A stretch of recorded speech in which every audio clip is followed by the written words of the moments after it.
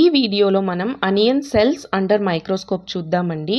ఇక్కడైతే నేను 3 శాంపిల్స్ తీసుకుంటాను. First one is onion peel, the second one is membrane and the third one is layer. ఈ మూడిటికి difference నేను మీకు చెప్తానండి. మనకి పీల్ తెలుసు, దాని మీద ఉన్న డ్రై లేయర్ తీసుకుంటున్నాము. అండ్ మెంబ్రెయిన్ అంటే మనకి ఈ లేయర్కి మధ్యలో వైట్ కలర్ పొర ఉంటుంది కదా, దాన్ని మెంబ్రెయిన్ అంటాము. And the third sample is layer. ఈ లేయర్స్ ఉంటాయి కదా, అనియన్ లేయర్స్, అదనమాట.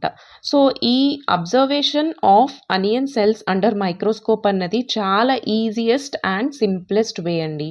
ఎందుకంటే మనం శాంపిల్ ప్రిపరేషన్ అన్నది చాలా ఈజీగా చేసుకోవచ్చు. జస్ట్ పీల్ చేసి అండర్ మైక్రోస్కోప్ చూసేయచ్చు. దీనిలో అయితే మనం స్టెయిన్స్ కూడా యూజ్ చేస్తామండి, అంటే డిఫరెంట్ కలర్స్ కూడా యూజ్ చేసి చూస్తాము.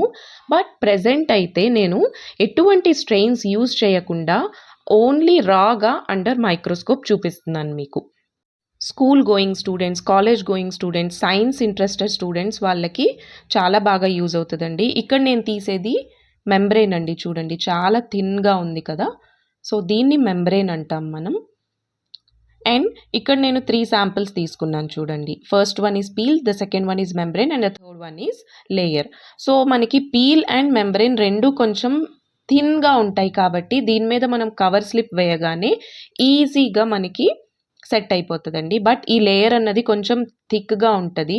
దానికోసం అని చెప్పి ఈ లేయర్ని రిమూవ్ చేసి ఈ స్లైడ్లో మనం ఓన్లీ పీల్ అండ్ మెంబ్రెయిన్ని చూద్దాము. ఇంకొక స్లైడ్ ప్రిపేర్ చేసి అందులో ఆ లేయర్ని కూడా చూద్దామండి. సో ఇప్పుడైతే నేను ఈ రెండిటి మీద కవర్ స్లిప్ వేసేస్తున్నాను.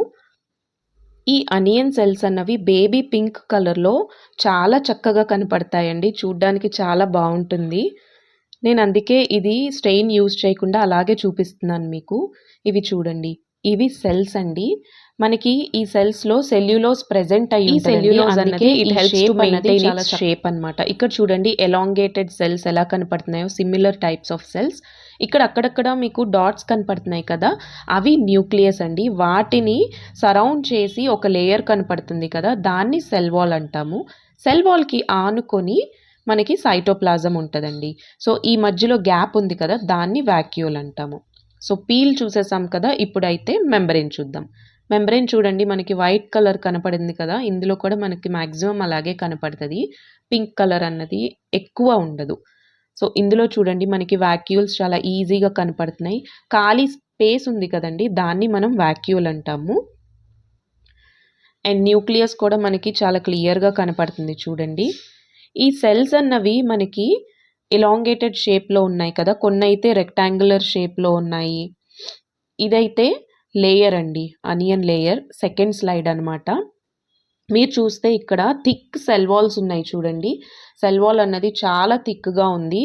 ఇవి థిక్గా ఎందుకు ఉంటాయి అంటే వైరస్ నుండి, ఫంగై నుండి, ఏమన్నా బ్యాక్టీరియా నుండి అనియన్ సెల్స్ని ప్రొటెక్ట్ చేయడానికి సెల్ వాల్ అన్నది చాలా థిక్గా ఉంటుంది. కూడా లార్జ్ అండ్ సర్క్యులర్ షేప్లో ఉంటుంది. Thank you for watching.